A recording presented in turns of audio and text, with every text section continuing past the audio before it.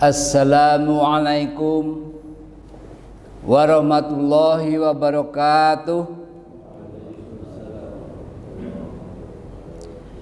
Innal hamdalillah wassalatu wassalamu ala Rasulillah wa ala alihi wa sahbihi wa min tabi'ahum bi ihsani yaumal qiyamah. Subhanaka la ilma lana illa ma 'allamtana innaka antal alimul hakim. Asyhadu alla ilaha illallah wa asyhadu anna Muhammadar Rasulullah. Allahumma sholli ala Muhammad wa ala ali Muhammad. Alhamdulillah kita senantiasa mensyukuri setiap nikmat-nikmat yang Allah berikan kepada kita selaku hambanya. Di antara syukur kita bisa jadi tadi di rumah masing-masing melakukan sholat tahajud, sholat tobat, zikrullah, istighfar 100 kali dan yang lain sebagainya. Itulah salah satu bentuk syukur. Lalu mendatangi masjid ini untuk melakukan sholat subuh berjamaah dan mengikuti thalabul ilm semacam ini. Karena yang dibahas di dalam kultum di sini adalah qala Allah, qala Rasul, qala sahabat. Jamaah sholat subuh rahimakumullah. Sekarang tanggal 16 Rabiul Awal 1444 Hijriah atau berketepatan dengan 10 Desember. Artinya di tahun 2023 ini kita telah hampir mencapai 1 tahun. Dan apa yang kita lakukan selama ini, yang pasti tidak ada awal tahun dan akhir tahun. Yang ada adalah umur kita makin berkurang. Dan kita yang hadir di sini adalah sedang menunggu giliran panggilan Allah yang terakhir. Kita sama-sama tahu Allah panggil itu hanya 3 kali. Pertama ketika azan dikumandangkan untuk melakukan sholat. Yang kedua adalah haji atau umroh jikalau mampu. Dan yang ketiga adalah panggilan kematian. Nah, permasalahan di kita adalah apakah kita ini sudah siap untuk mati atau belum. Maka Rasulullah SAW dalam hadis riwayat Ibnu Majah nomor 4259 beliau bersabda dari Ibnu Umar, aku pernah bersama Rasulullah SAW. Lalu seorang Ansor mendatangi beliau, ia memberi salam dan bertanya, wahai Rasulullah, mukmin manakah yang paling baik? Jadi mukmin bukan muslim, tapi mukmin mana yang paling baik? Beliau bersabda, ahsanuhum khuluq. Jadi yang baik akhlaknya. Qala fayul mu'minu aksaisu.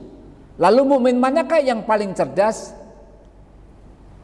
Beliau menjawab, aksaruhum lil mauti zikro. Yang paling banyak mengingat kematian. Kemudian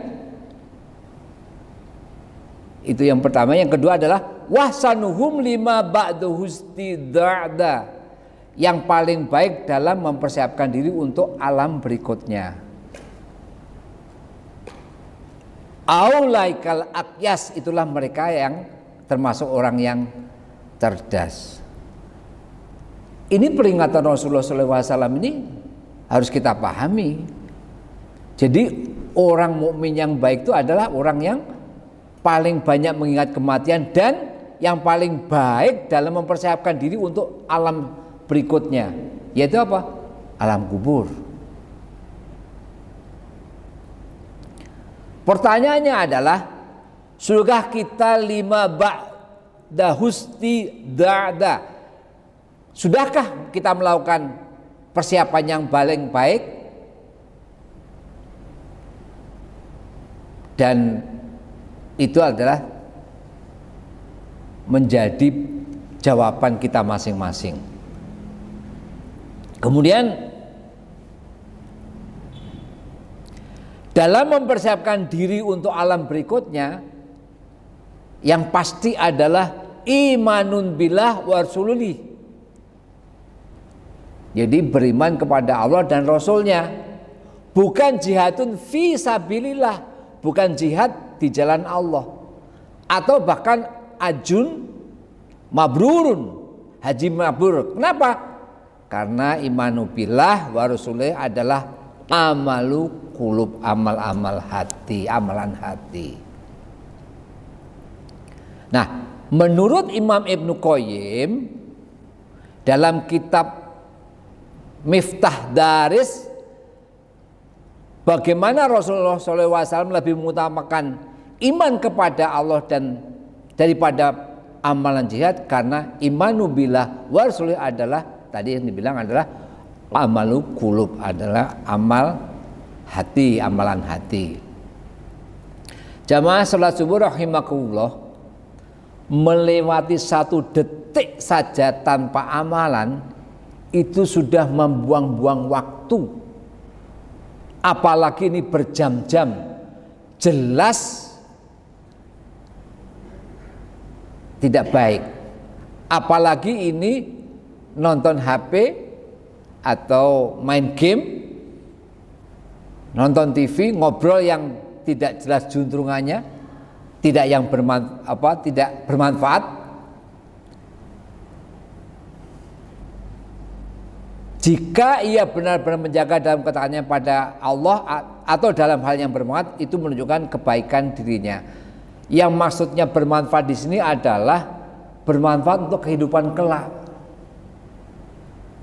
Jadi apa yang kita lakukan untuk kehidupan kelak ada kaitannya, itulah yang bermanfaat. Kalau cuman hidup di dunia misalnya, itu nomor 2. Yang nomor 1 adalah bagaimana kita melakukan sesuatu amalan tapi untuk kehidupan kelak, misal zikrullah, misal membaca Al-Quran, misal birrul walidain, misal infak dan sedekah dan yang lain-lainnya. Selawat dan salam mari kita aturkan kepada uswatun hasanah kita, Nabi akhir zaman, Nabi Muhammad sallallahu alaihi wasallam, juga kepada seorang nabi dan seorang rasul penghuni surga yang hidup di antara manusia 63 tahun. Diturunkan Al-Quran kepada beliau selama 23 tahun. Ditetapkan beliau dalam dakwanya selama 23 tahun. Yang ini menjadi petunjuk bagi kehidupan kita, maka keberadaan beliau lah yang menyelamatkan kita dari pinggir neraka menuju surga yang luasnya seluas langit dan bumi. Juga kepada kerabatnya, para salafus soleh, tabi'in, tabi'ut tabi'in, kaum mu'minat yang istiqomah hingga akhir zaman, termasuk diri kita yang hadir di masjid ini, yang selalu mengikuti para salafus soleh, pendahulu yang soleh, ridwanullah alaihim. Ikhwan fillah rahimakumullah, ada sabda Rasulullah SAW dalam hadis riwayat Tirmidzi dan Ibnu Majah. Beliau bersabda, min husni islamil mar'i, diantara kebaikan Islam seseorang, jadi diantara kita ini Islamnya baik apa tidak, tarkuhu ma la ya'ni, meninggalkan hal-hal yang tidak bermanfaat. Banyak sekarang anak-anak muda sudah kalau main game itu enggak ketulungan. Bapak-bapak juga gitu, nonton ibu-ibu nonton sinetron, ketika ditegur dibilang sholat sana sholat, bilangnya antar dulu tanggung. Nah, artinya apa? Itu mendahulukan kepentingan dunia. Bahkan Allah tegaskan di surat 23 ayat 3 Al-Mu'minun, walladzina hum 'anil lagwi muridun, dan orang-orang yang menjauhkan diri dari perbuatan-perkataan yang tidak berguna. Allah sudah ingatkan juga, Rasul sudah ingatkan. Jadi sudah lebih dari cukup mestinya. Nah, menurut Hasan Al-Basri, di antara tanda berpalingnya Allah Ta'ala dari seseorang hambanya adalah Allah menjadikan kesibukannya pada hal-hal yang tidak bermanfaat baginya. Sekali lagi, maksudnya bermanfaat adalah bermanfaat untuk dunia, untuk akhirat maksud saya. Enggak cuma di dunia saja. Bekerja itu menjadi ibadah ketika diawali dengan bismillah. Nawaitunya untuk memberikan nafkah kepada keluarganya dan anak-anaknya. Nilainya ibadah. Apapun juga. Nah, salafus soleh yaitu Ibnu Rajab Al-Hambali dalam kitab Jami'ul Ulum wal Hikam, jika kita menyanyiakan waktu itu tanda Allah melupakan kita. Masya Allah, ternyata begitu ya. Ini yang bicara adalah Ibnu Rajab Al-Hambali. Jika kita menyanyiakan waktu, tanda Allah melupakan kita. Artinya apa? Keenakan nonton TV, keenakan main game, ngobrol kongko-kongko nggak jelas juntrungannya. Itu Allah menyanyiakan, Allah melupakan kita. Banyak yang belum tahu, terutama ini untuk hamba yang doif ini, untuk saya pribadi. Dan ternyata innaman aradullahu anil abdi ayusqilahu bima la yanfa'. Di antara tanda Allah berpaling dari seorang hamba, Allah menjadikan sibuk dalam hal yang tidak bermanfaat. Persis seperti tadi. Kalau yang ini adalah Syekh Arif Al-Yamani dalam kitabnya Hiyatul Auliya. Nah, Ibnu Rajab kembali mengatakan dalam kitab Jami'ul Ulum Hikam, mayoritas perkara yang tidak bermanfaat muncul dari lisan, yaitu apa? Lisan yang tidak dijaga dan sibuk dengan perkataan sia-sia. Ini ngobrol yang nggak jelas. Berkaitan keutamaan menjaga lisan ini diterangkan dalam ayat berikut yang menjelaskan adanya pengawasan malaikat terhadap perbuatan yang dilakukan oleh lisan ini. Artinya apa? Yang kita lakukan tentunya. Allah ingatkan kita, tegaskan di surat Al-Qaf ayat 16 sampai dengan 18. Walaqad khalaqnal insanu wa na'lamu ma tuwawisu bihi nafsuh. Dan sesungguhnya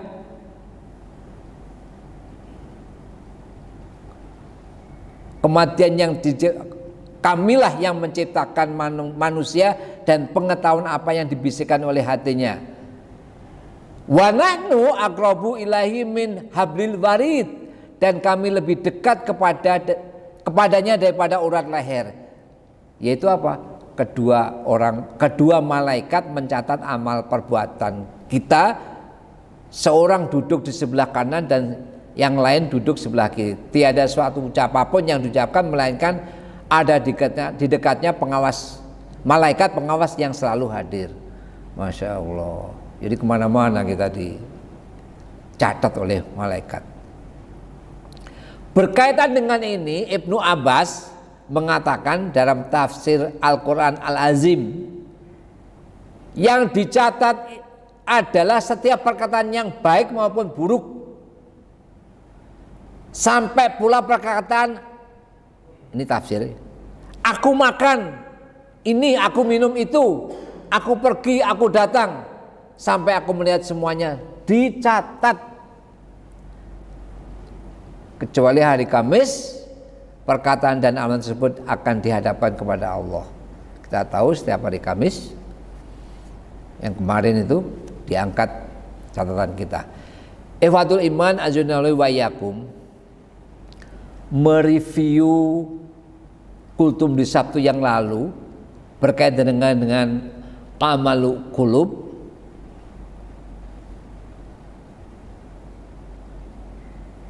Ini sampai Allah memberikan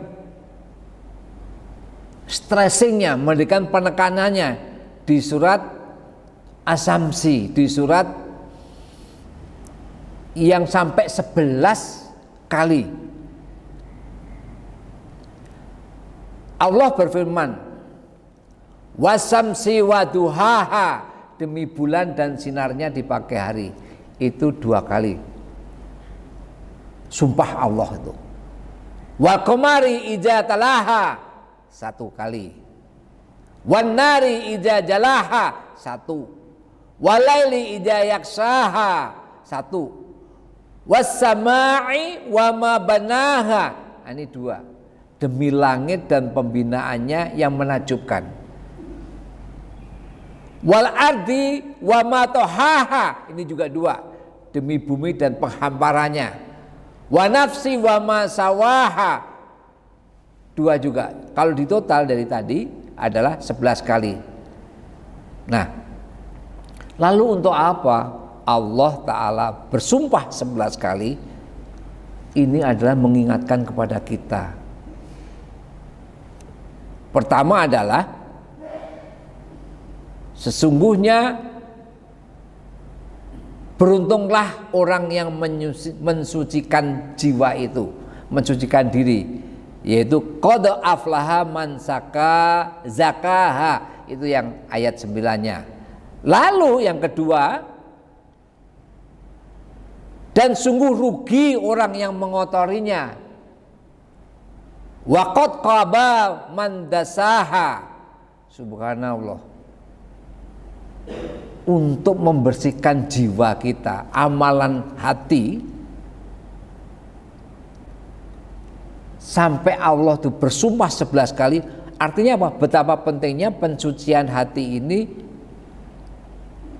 betapa pentingnya, bahkan bukankah diturunkan kitab suci, diutusnya para nabi dan rasul, tiada lain ada untuk mensucikan hati kita. Itu salah satu poinnya. Ditegaskan di surat Al-Baqarah ayat 21. Allah berfirman, ya ayuhan nasu budu robbakum, wahai manusia, sembahlah Tuhanmu, alladzi khalaqakum, yang menciptakanmu, waladina min qablikum, dan menciptakan orang sebelum kamu, agar apa? La'alakum tatakun, agar kamu bertakwa. Bapak-bapak, ibu-ibu yang Allah rahmati, takwa itu tempatnya di hati. Rasulullah berkata ini, bersabda, ala inna taqwahuna, ala inna taqwahahuna, ala inna taqwahahuna. Ketahuilah bahwa takwa itu di sini, di hati. Artinya apa? Betapa penting amalan hati. Jauh lebih penting daripada amalan zahir, misalnya sholat, misalnya infak, misalnya jihad. itu jauh lebih penting. Masih ingat ada tiga kelompok manusia yang dilempar pertama kali ke neraka. Yang satu adalah mujahid, orang yang berjihad dilempar ke neraka. Yang kedua adalah ustadz, kiai atau qori, dilempar juga ke neraka. Dan yang terakhir adalah dermawan, dilempar juga ke neraka. Kenapa? Karena salah amalan hatinya. Kenapa? Dia riya, niatnya salah. Nah, ewatul iman azulani wa yakum. Maka semua ibadah, baik itu sholat, puasa, infak, yang semuanya tidak lain adalah untuk membeningkan hati kita. Jadi infak itu kaitannya supaya hati kita jadi bening, jadi bersih. Begitu juga dengan sholat, puasa. Karena ibadah yang tidak memperbaiki hati adalah yang dimasuki sesuatu. Nah, ini dia. Jadi kalau ibadah itu tidak membuat hati kita baik, berarti itu ada sesuatu yang di hati kita. Itu berarti ibadah yang memberi tanda bahwa ibadah tersebut tidak sempurna di sisi Allah. Allah ingatkan kita di surat 5, surat Al-Maidah ayat 27. Innama yataqabballahu minal muttaqin. Sesungguhnya Allah hanya menerima dari orang-orang yang bertakwa. Salah satunya apa? Khusyuk. Niatnya jelas. Dengan kata lain, orang yang beribadah tapi tidak menghasilkan ketakwaan dari hatinya, itu pertanda ibadahnya dimasukin sesuatu. Oleh karena itu ibadah hati harus melebihi ibadah zahir. Kalau kita sholat, puasa kelihatan, tapi hati siapa yang tahu? Itulah yang pentingnya pada kesempatan ini, bahwa amalul qulub, amal-amal hati itu jauh lebih penting. Banyak orang yang sangat memperhatikan penampilan lahiriah. Misalnya ketika baju terkena sedikit noda, akan segera dicuci dan tidak rela membiarkan noda tadi membandel. Sebab Islam memang menyukai penampilan yang indah dan mencintai kebersihan. Dalam suatu hadis sahih disebutkan, innallaha jamilun yuhibbul jamala. Sesungguhnya Allah Maha Indah dan mencintai keindahan. Hadis riwayat Muslim. Ikhwan, saudaraku, namun amat disayangkan kerap perhatian kita terhadap kebersihan luar tidak sebanding dengan perhatian kita terhadap kebersihan dalam. Pada dampak buruk kotornya hati jauh lebih berbahaya dibanding dengan dampak kotornya baju atau badan kita. Sebab akan terasa hingga di akhirat. Perlu kita ketahui bahwa sebagaimana noda di atas baju jika dibiarkan akan membandel, begitu pula halnya dengan saat noda dalam hati tidak segera dibersihkan. Rasulullah mengingatkan hal ini kepada kita dalam hadis riwayat Tirmidzi, innal abda idza aqta'a qati'atan, jika seorang hamba melakukan satu dosa, nukitat fi qalbi nuktatun saudau, niscaya akan ditolehkan di hatinya satu noda hitam. Fa idza wa nasa'a wastaghfara wa taba suqila qalbuhu, seandainya dia meninggalkan dosa itu, beristighfar dan bertobat, niscaya noda itu akan dihapus. Wa in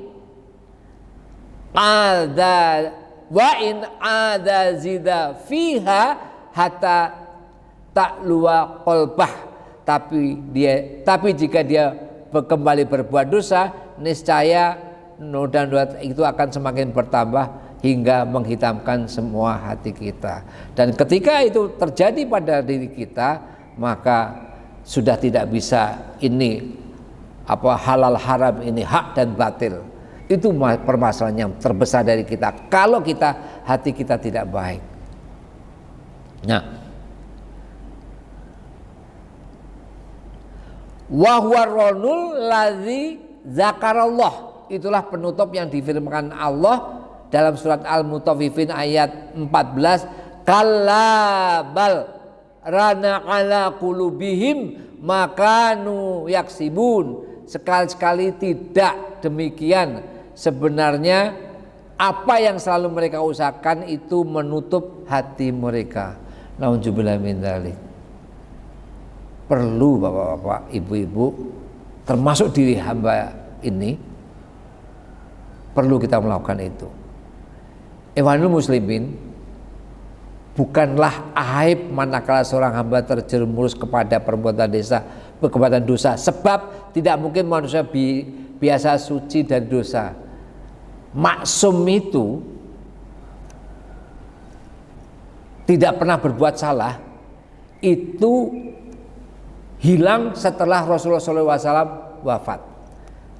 Jadi maksum itu hanya Nabi. Kalau manusia pasti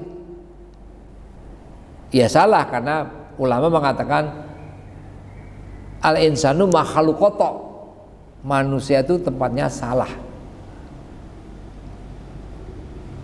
Namun aib itu bila mana setelah terjerumus kepada perbuatan dosa, seorang insan tidak segera memperbaikinya, malah justru ia semakin tenggelam dalam kubangan dosa. Nabiullah SAW menasihatkan kepada kita, ittaqillah haitsuma kunta, bertakwalah kepada Allah dimanapun kita berada. Wa asbi iyasayyatal hasanata tamhuha, iringilah perbuatan buruk dengan perbuatan baik. Wa qalikin nasa bikulkin hasanin, dan pergaulah manusia dengan adab yang baik. Kesimpulannya, mari kita berusaha untuk meneruskan menjaga kebersihan hati kita, tidak hanya sekedar memperhatikan kebersihan pakaian luar kita. Sekedar informasi bahwa insya Allah besok kajiannya oleh Dr. Hasani Ahmad Said, kalau tidak berubah ya. Maka pada kesempatan ini pula saya menghimbau, terutama untuk saya pribadi, untuk mendatangi masjid ini. Dan bapak-bapak, ibu-ibu perlu tahu betapa kita, salah satu hidayah itu turun ketika kita mengikuti kajian majelis ilmu semacam ini. Rasul ingatkan kita di hadis riwayat Muslim dari Zaid bin Arqam, ada satu doa. Rasulullah berdoa seperti ini, Allahumma ati nafsi taqwaha, ya Allah karunikanlah ketakwanya pada jiwaku, wa zakkiha anta khairu min zakkaha, sucikanlah ia, sesungguhnya engkaulah sebaik-baik yang mensucikan. Jamaah, mari kita tingkatkan iman dan takwa kita sampai malaikat maut menghampiri kita, dan semoga kita bisa mengaplikasikan apa yang kita terima pada pagi ini sebelum sakaratul maut datang. Man kana akhiru kalami la ilaha illallah taqala jannah. Rasulullah bersabda dalam hadis riwayat Abu Daud, barang siapa yang akhir perkataannya adalah la ilaha illallah, maka dia akan masuk surga. Semoga bermanfaat. Wallahu a'lam bishawab. Al-haqqu min rabbika fala takunanna minal mumtarin, kebenaran dari Rabbmu dan janganlah kamu termasuk orang yang ragu-ragu. Mari kita tutup dengan doa kafaratul majlis. Subhanallahumma wa bihamdika asyhadu alla ilaha illa anta astaghfiruka wa atubu ilaik. Assalamualaikum warahmatullahi wabarakatuh.